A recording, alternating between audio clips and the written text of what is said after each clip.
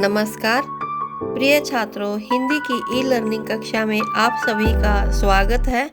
आज हम मध्यकालीन काव्य कुंज पुस्तक में संकलित सूरदास जी के पद, जिन्हें संयोग दृश्य शीर्षक दिया गया है, उनको व्याख्या सहित करेंगे। इन पदों में राधा एवं कृष्ण के मिलन का दृश्य प्रस्तुत किया गया है। नवल किशोर नवल नागरिया। किशोर श्री कृष्ण जी हैं और नागरिया राधा है। कृष्ण जी नवल यानी युवा हैं और राधा भी किशोरी है।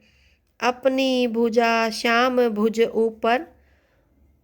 राधा ने अपनी बाहों को श्याम की बाहों के साथ रखा है। श्याम भुजा अपने उर धरिया, और श्री कृष्ण की भुजाओं को अपने हृदय पर लगाया हुआ है। क्रीड़ा करत तमाल तरु पर। तमाल के वृक्ष के नीचे बैठ करके दोनों मिलन की क्रियाएं कर रहे हैं। श्यामा श्याम उमंगी रस भरिया। श्यामा राधा, श्याम श्री कृष्ण, और राधा श्री कृष्ण जी के हृदय में उमंग रस भर रही है। यों लपटाई रहे उर उर ज्यों। दोनों एक दूसरे से हृदय मिला करके ऐसे बैठे हैं। मरकत मणि कंचन में जरिया, जैसे कि किसी हीरे को सोने में जड़ दिया गया हो। उपमा काहि देऊं। उनकी उपमा मैं किस से करूं को लायक।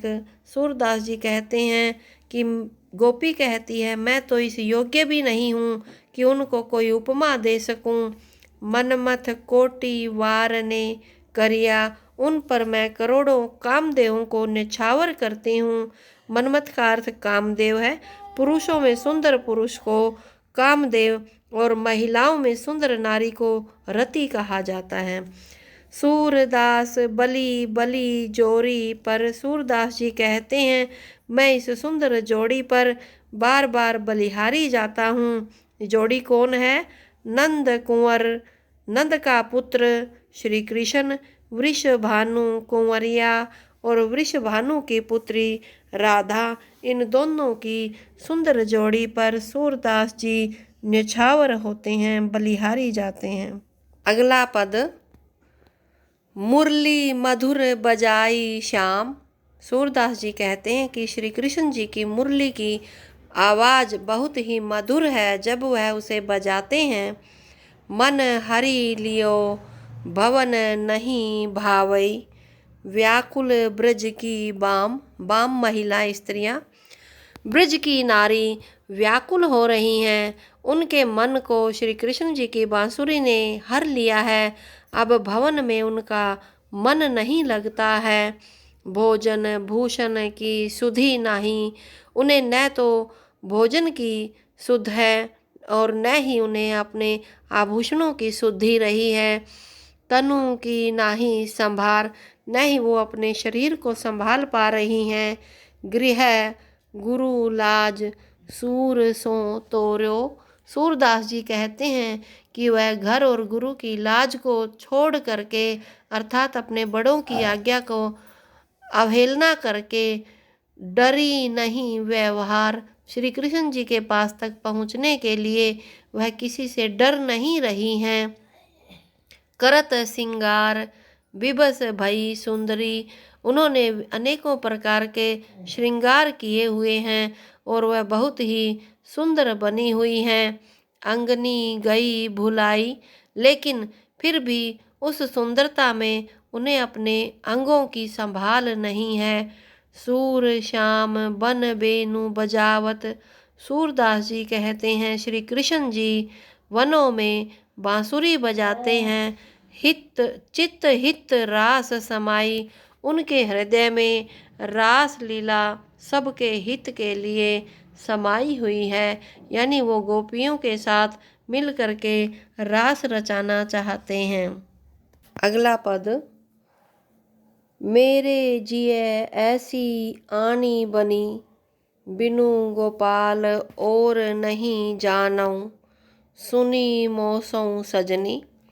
सूरदास जी कहते हैं कि एक सखी कहती है, हे सजनी सुनो, मेरे जी में तो ऐसी बन पड़ी है, बिनु गोपाल श्री कृष्ण जी के बिना मैं किसी को जानती ही नहीं हूँ।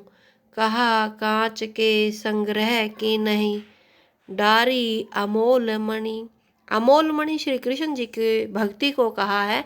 श्री कृष्ण रूपी अनमोल मणि को छोड़ करके किसी अन्य देवी देवताओं को भजना कांच के संग्रह करने के समान है। अतः उसे कांच के संग्रह करने का कोई फायदा नहीं है। विष समेरु कछु काज न आवई।